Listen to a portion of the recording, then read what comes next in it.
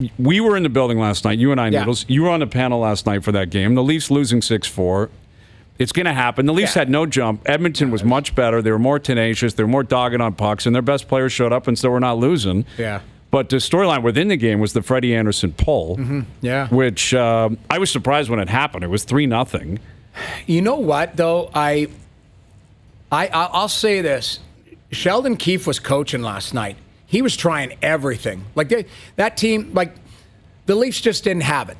Points in 10 straight, you're going to have a night where it's not there for you. And the Oilers, they were hungry. You could tell they were prepared. They've had a nice little road trip. They're fighting for their playoff lives. So they almost played a Leaf game of how the Leafs have been playing, like active D and really creative. I thought it was unique. Now, you can't discount the fact they gave up 17 in the first period, and Freddie was really good. And Sheldon he's not a screamer, but you could tell he wasn't happy with what was going on there because he kept coming back kind of like that third line was going out because they were going. Like Engvall was going. Engvall played well. I thought he played really well last night.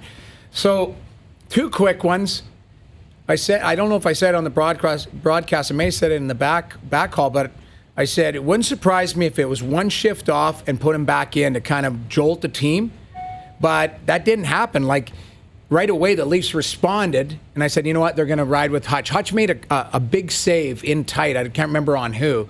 And I thought, okay, let him ride. And then I saw the reaction. Obviously, Freddie was over to my left, so I didn't see him slam his mask down and show some visible frustration. But, the Leafs were loose. The Oilers created some chances. McDavid was ridiculous. In the first period, he had 5 shots on goal.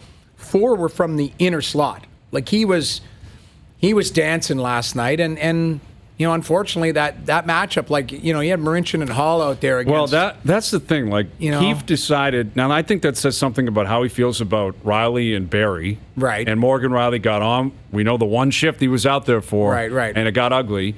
And you're not going to play Dermott and Ceci against them. Right. So it's basically we're going to put together a pairing that was effectively in the American Hockey League a year ago. Right. And they got chewed up. And that's what happened last night. But with the Andersen poll, that felt more like a sports science poll to me.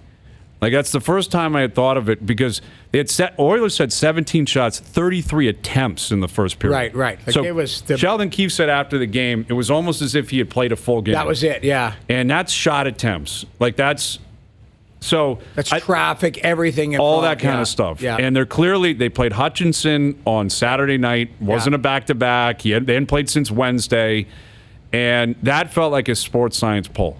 That felt like we got to be careful with Andersen. We've got ourselves back in the race and in a playoff position. Let's start thinking big picture here. Right. Yes, by the way, I like the way that Andersen, I like the competitiveness where he said, I want to stay in there. I want to be in there. Yeah. Yeah, I got no problem with you had to pull him out. Yeah. Well, and Andersen Change it up. said today to Jonas, I believe it was, that he was frustrated that they were losing and playing the way that they were playing, but he wasn't frustrated with Sheldon Keefe. But he also said, I wasn't upset with Keefe. There it is up on TSN4 one bit because sometimes he wants to shake things up as a coach, which is rare to include the goaltender in that.